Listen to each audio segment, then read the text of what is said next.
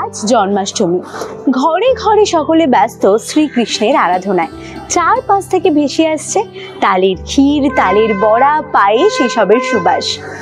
দাপর যুগে আজকের এই দিনে শ্রীকৃষ্ণ শিষ্টের পালন আর দুষ্টের দমন করার জন্য জন্মগ্রহণ করেছিলেন।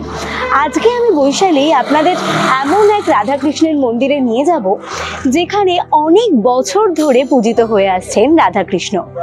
এই মন্দিরের ইতিহাস, এই মন্দিরের অনেক গল্প আপনাদের শোনাবো।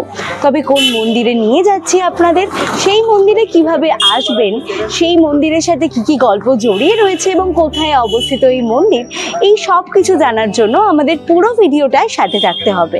তার সাথে শোনাবো জন্মাষ্টমী দিনেরও অনেক গল্প। তাহলে আর দেরি না করে আমার সাথে আগে আসুন, ঘুরে দেখি মন্দিরটি।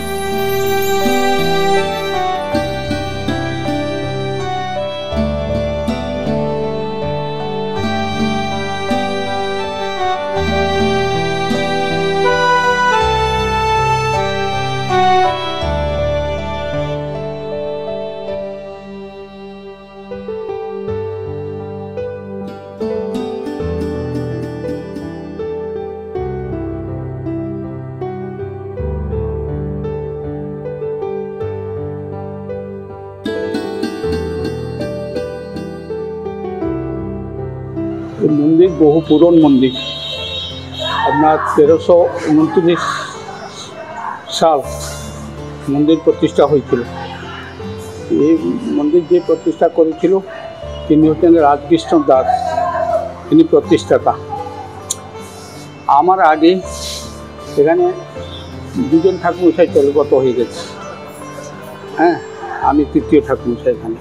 আমাদের এখানে মন্দিরে জন্মাষ্টমী, রাধাষ্টমী, ঝুলন, রাস, অন্নকূট এসব উৎসব হয়। আজকে হচ্ছে জন্মাষ্টমী। জন্মাষ্টমী আমাদের ঠাকুরের রাত্রেবেলা ঠাকুরের অভিষেক হবে, ঠাকুরের ভোগ রাখা হবে, ভক্তরা আসবে, এখানে প্রসাদ বিতরণ হবে। পরের দিন মঙ্গলবার দিন হচ্ছে নন্দ উৎসব, ঠাকুরের অন্নভোগ হবে সেদিন দুপুরবেলা।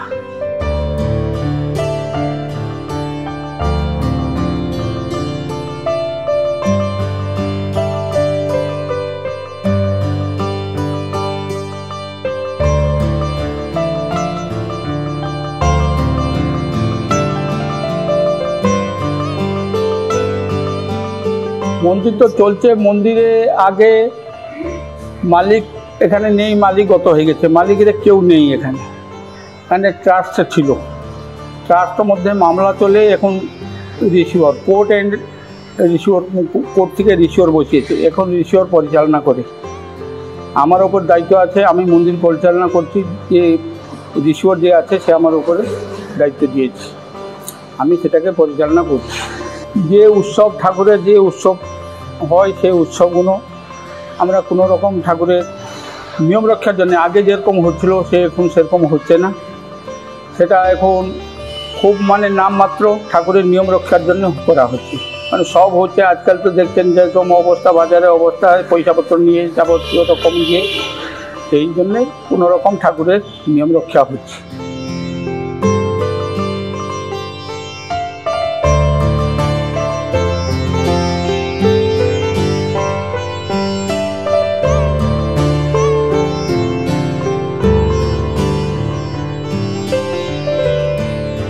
রাধাকৃষ্ণ আছেন, শ্রীমন নারায়ণ আছেন, গোপালজিও আছেন, জগন্নাথ, বলভদ্র, সুভদ্রা আছেন, এইসব ঠাকুর মন্দিরে আছেন। মহাদেব প্রথম থেকে এখানে প্রতিষ্ঠা, যখন মন্দির প্রতিষ্ঠা হয় তখন মহাদেব প্রতিষ্ঠা হইলেন। ওনার নাম হচ্ছে শৈলেশ্বর মহাদেব।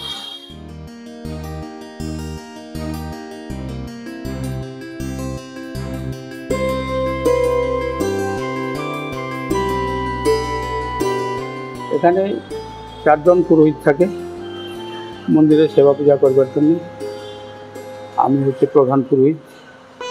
মন্দির সকাল 7:30টার সময় খোলা হয়, 12টা, 11:30টায় ঠাকুরের ভোগ হয়, 12টার সময় আরতি সরে ঠাকুর শয়ন হয়ে যায়, মন্দির বন্ধ হয়ে যায়। আবার 4টার সময় খুলে রাত 9টা অবধি মন্দির খোলা থাকে। সন্ধ্যা 5:30, 6টা, 6টা 15 এরকম সন্ধ্যা আরতি হয়। আর মধ্যাহ্নে ঠাকুরের ভোগের আলতি হয়, ভোরবেলা মঙ্গল আলতি হয়, ঠাকুর সিঙ্গার হয়ে গেলে সিঙ্গার আলতি হয়, 7:30টার সময় সিঙ্গার আলতি হয়, আর সন্ধ্যাবেলা সন্ধ্যা আরতি হয়।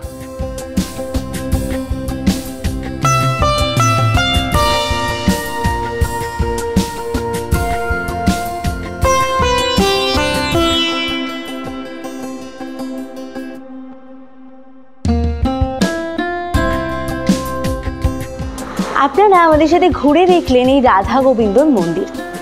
এই মন্দিরের অনেক গল্প শুনে নিলাম মন্দিরের প্রধান পুরোহিতের থেকে, কিন্তু আপনাদের যেটা বলিনি সেটা হচ্ছে কোন মন্দিরে আমি এসেছি। আমি এসেছি শ্রী শ্রী রাধাকৃষ্ণ দেবদয়াল আশ্রমে, যেটা অবস্থিত কালীঘাটে একদম কাছে। এবার বলি মন্দিরটায় কিভাবে আসবেন। মন্দিরটা যদি আপনারা আসতে চান তাহলে রাসবিহারী থেকে লেক মলের দিকে হাঁটলে একদম লেক মলের অপোজিট ফুটেই এই মন্দিরটি অবস্থিত। আপনাদের বাড়িতে জন্মাষ্টমী কিভাবে পালন করা হচ্ছে সেটা আমাদের অবশ্যই কমেন্ট করে জানাবেন, আর কেমন লাগলো এই মন্দিরের এপিসোডটা সেটাও কমেন্ট করে জানাতে ভুলবেন না। এরকম আরও অজানা মন্দিরের খোঁজ পাওয়ার জন্য চোখ রাখতে হবে জিও বাংলার পর্দায়।